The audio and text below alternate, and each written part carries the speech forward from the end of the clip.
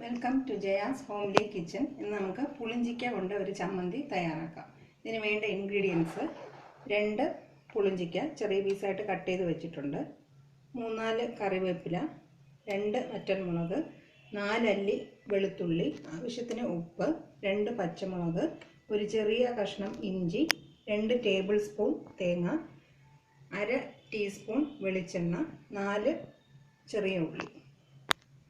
തേങ്ങയും ഇഞ്ചിയും പച്ചമുളകും വറ്റൽമുളകും കറിവേപ്പിലയും വെളുത്തുള്ളിയും പുളിഞ്ചിക്കയും ചെറിയ ഉള്ളിയും ഉപ്പും കൂടെ ചേർത്ത് നന്നായിട്ട് അരച്ചെടുക്കണം. ചമ്മന്തി നന്നായിട്ട് അരച്ചെടുത്തിട്ടുണ്ട്. ഇതിൻ്റെ കൂടെ എടുത്തു വച്ചിരിക്കുന്ന വെളിച്ചെണ്ണയും കൂടെ ചേർത്ത് കൊടുക്കുക.